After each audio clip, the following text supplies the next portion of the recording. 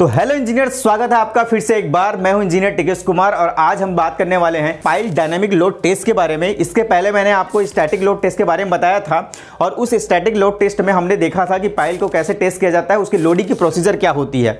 आज हम लोग देखेंगे डायनेमिक लोड टेस्ट कैसे किया जाता है पूरे पाइल में, और कैसे हम लोग जो है स्टैटिक लोड टेस्ट के दौरान जो भी हमको रिजल्ट आए उसको सिमुलेट कैसे करते हैं हम लोग पाइल के डायनेमिक लोड टेस्ट में।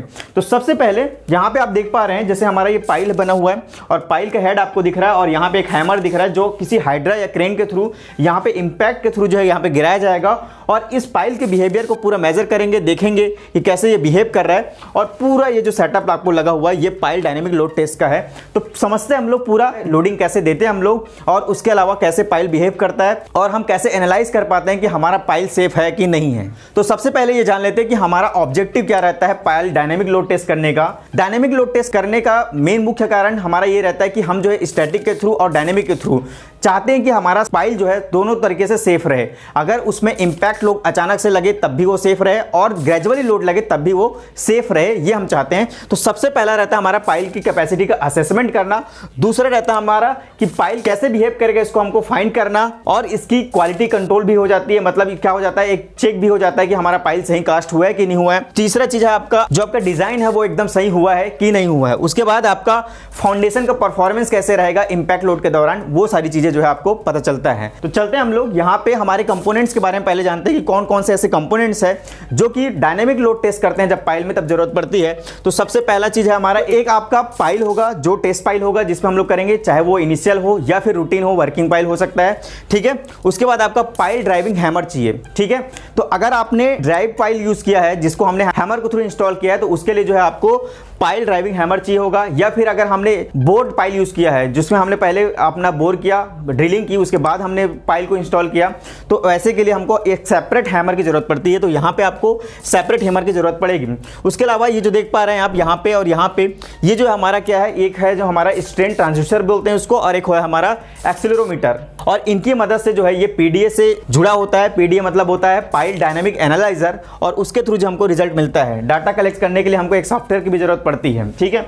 ये सारा कुछ रहता है। जैसे यहाँ पे डिस्प्ले दिख रहा है, पीडीए हम इसको बोलते हैं। एक चीज आपको यहाँ पे ध्यान देना है, क्या चीज, जो हमारा ये ट्रांसड्यूसर लगता है वो कहाँ पे लगता है, ये जो आपका पाइल का डायमीटर है, ये पाइल का डायमीटर डी है, और यहाँ से इस टॉप एंड से लेकर यहाँ तक ये जो रहता है 1.5D। 1.5D के नीचे आपको क्या लगाना है, इस ट्रांजिस्टर को लगाना है जो स्ट्रेन ट्रांजिस्टर होता है, इसको हमको लगाना है। और ये जो एक्सीलरोमीटर है हमारा, इसको यहाँ पे हमको इंस्टॉल करना होता है। तो ये यहाँ पे हम जो है इसको इंस्टॉल करते हैं। चलिए देखते हैं हम आगे कैसे करते हैं पूरा लोड टेस्ट। तो सबसे पहले ये जानना है कि हम जो है कौन से स्टैंडर्ड्स को फॉलो करते हैं। तो यहाँ पे हम लोग जो है डायनेमिक पाइल लोड टेस्ट करने के लिए IS कोड 2911 पार्ट 4 सेक्शन 2 को यूज करते हैं। इसके अलावा हम जो है ASTM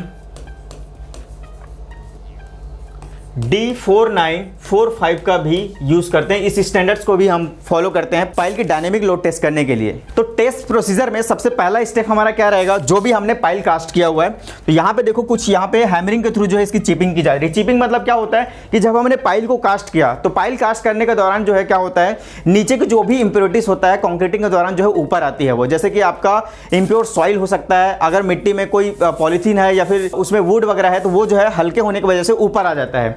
तो ये जो ऊपर वाला पार्ट है हम जानबूझ के इसको ऊपर तक कास्ट करते हैं ताकि इसको जितने भी इम्प्योर कंक्रीट है उसको जो है हम लोग जो है इसे चिपिंग के दौरान उसको बाहर कर दें।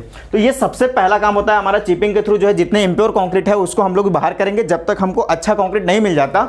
उसके बाद इसी कंक्रीट में जो आपको ग्रीन बार्स जो दिख रहे हैं, ठीक है, ये एपॉक्सी कोटेड बार यहाँ पे यूज किया गया है, उसमें हम लोग क्या करेंगे, जो हमारा पाइल का हेलिकल रिइंफोर्समेंट जो आया था उसको हम लोग एक्सटेंड करेंगे और इस पे हम लोग क्या करेंगे, कंक्रीट की कास्टिंग करेंगे। तो यहाँ पे कंक्रीट की जब कास्टिंग करेंगे तो उसी ग्रेड का कंक्रीट हम लोग यहाँ पे लगाएंगे जो हमने पाइल पे यूज किया है। इवन हम ये भी कर सकते हैं कि हम जो है पाइल का ग्रेड जो है उसको हायर ग्रेड भी यूज कर सकते हैं। अगर आपने पाइल में M35 यूज किया है तो आप उसका पाइल का हेड बनाने के लिए M40 का भी यूज कर सकते हैं। ऐसा क्यों कह रहा हूं, क्योंकि हम जो है यहाँ पे हैमरिंग एक्शन के थ्रू जो है यहाँ पे लोड जो है इंपैक्ट लोड जो है देने वाले हैं, तो यहाँ पे हमारा कंक्रीट जो है वो डैमेज नहीं होना चाहिए, क्योंकि हमको क्या करना है, उस पाइल पे पूरा लोड जो है वो ट्रांसफर करना है और उसके वजह से हमको इसके बिहेवियर को मेजर करना है। तो इसलिए जो हम इसको हायर ग्रेड ऑफ कंक्रीट से भी कास्ट कर सकते हैं। अगर आपने पाइल में लाइनर यूज किया है, लाइनर यूज किया मतलब आपने एमएस प्लेट का लाइनर अगर यूज किया है, तो इस पाइल के दोनों तरफ आपको विंडो कट करना होगा ताकि आपका कंक्रीट का सरफेस जो है एक्सपोज हो, ताकि हम जो ये सेंसर्स को यहाँ पे लगा सके, इंस्टॉल कर सके, ताकि वो कंक्रीट के सरफेस में बिहेवियर को मेजर कर सकें। तो यहाँ पे हम लोग क्या करते हैं, जब पाइल हेड हम पूरा बना चुके होते हैं, कॉस्ट कर चुके होते हैं, उसके बाद जब हम इसको क्या करते हैं 15 दिन बाद इसको हम लोग जो है टेस्ट करते हैं, तब यहाँ पे हम लोग प्लाईवुड का एक टुकड़ा यहाँ पे रखते हैं। प्लाईवुड के टुकड़े के ऊपर हम लोग क्या करते हैं, यहाँ पे एमएस सीट भी हम लोग यहाँ पे रखते हैं। यहाँ पे एक एमएस हेलमेट भी यहाँ पे हम लोग रखते हैं, जिसके वजह से आपका जो भी हैमर का इम्पैक्ट आएगा वो पहले यहाँ पे आएगा और उसके बाद वो आपके पाइल पे ट्रांसफर होगा।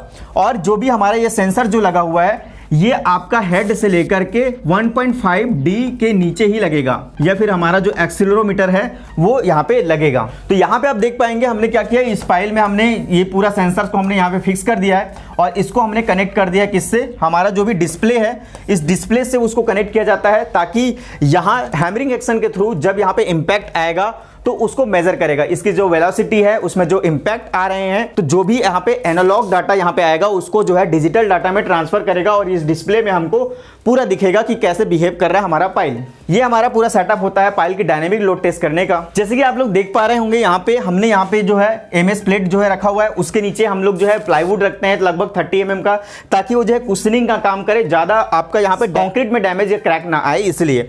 उसके अलावा ये जो देख रहे हैं आप लोग, ये जो दिख रहा है आपको, ये जो इसको बोलते हैं हम लोग गाइड, ये जो ट्रस से भी हम लोग बना सकते हैं। अब इसको क्यों बनाए हम लोग, क्योंकि जब हैमर यहाँ पे गिरेगा तो वो जो है इधर उधर इम्बैलेंस ना हो जाए, आपका जो भी हैमर का वेट आएगा वो डायरेक्टली नीचे ट्रांसफर हो, इसके लिए हम जो है गाइड लगा के रखते हैं, ताकि जो है आपका हैमर इधर उधर ना खसके। अब यहाँ पे लोडिंग के तरीका क्या होगा, हम लोग क्या करेंगे, ये जो हमारा सेपरेट हैमर है इसको हम लोग क्या करेंगे, यहाँ से हम लोग सबसे पहले हम लोग क्या करेंगे 0.5 मीटर का हाइट से हम लोग इस हैमर को यहाँ पे लाएंगे, इस क्रेन के थ्रू जो हम लोग यहाँ पे लाएंगे, और यहाँ पे हम लोग क्या करते हैं, नायलॉन का रोप होता है उससे हम लोग इसको कनेक्ट करते हैं। और जो है यहाँ पे खड़ा हुआ आदमी क्या करता है, यहाँ पे एक फायर लगाता है जिसमें जो हम लोग कैरोसिन का ऑयल जो है वो लगा के रखते हैं उस रोप में, और यहाँ पे ये जलता है और अचानक से जब टूटता है तो ये जो है यहाँ पे इम्पैक्ट करता है, और ये इम्पैक्ट करता है उसके बाद जो है हमारा PDA सिस्टम है, जहाँ पे हम जो है पाइल डायनेमिक एनालाइजर जो है वहाँ पे हमको कुछ ग्राफ जो है वो प्लॉट होते हुए दिखता है, हमारा एक्सेलरेशन दिखता है वहाँ पे कि कितना आ रहा है, वो सारी चीज़ें जो है मेजर होती है।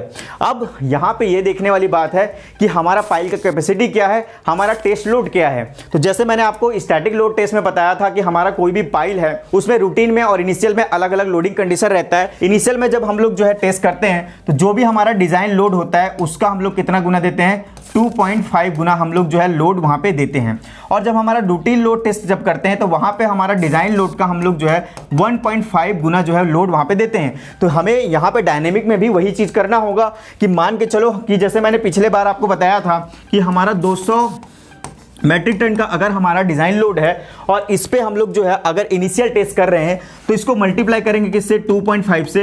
अब 2.5 से करेंगे तो हमको लगभग यहाँ पे कितना चाहिए, 500 मैट्रिक टन आपको जो है यहाँ पे लोड चाहिए।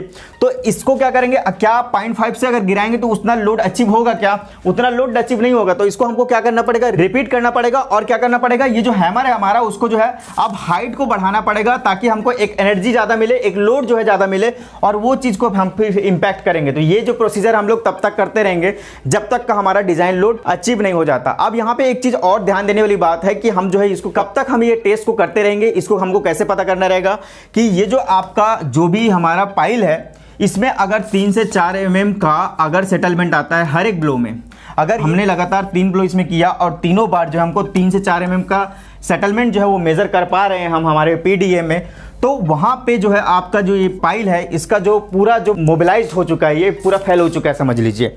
अगर आप जो है यहाँ पे डिजाइन लोड को अचीव नहीं कर पाए हैं तब की बात है। लेकिन अगर आप जो है डिजाइन लोड को अचीव कर लिए, आप जब इतनी हाइट से आप गिरा रहे हैं कि आपका डिजाइन लोड वहाँ पे अचीव हो रहा है और उसके बाद भी अगर 3 से 4 mm का आपका सेटलमेंट नहीं मिल रहा है, तो इस केस में ये होगा कि आपका जो पाइल है और भी लोड ले सकता है। तो ऐसे कंडीशन में आपका पाइल जो है वो सेफ है।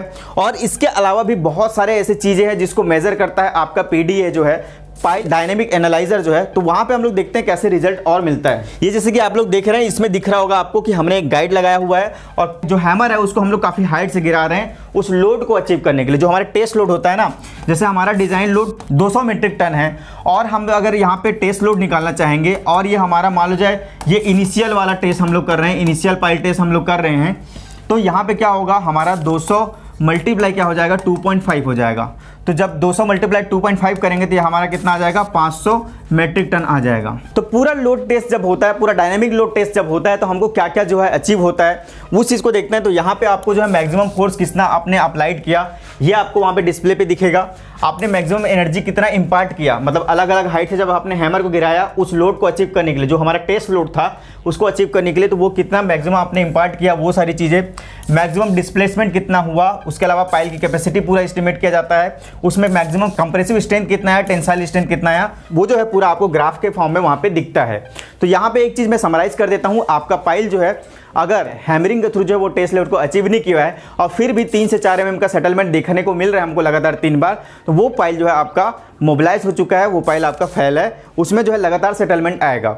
लेकिन अगर आप टेस्ट लोड को अचीव कर चुके हैं हैमरिंग के दौरान और जो है आपका जो सेटलमेंट है वो 3 से 4 mm का भी पेनिट्रेशन या फिर सेटलमेंट नहीं हो रहा है, तो आपका पाइल जो है और भी लोड ले सकता है, मतलब आपका पाइल जो है वो पास है।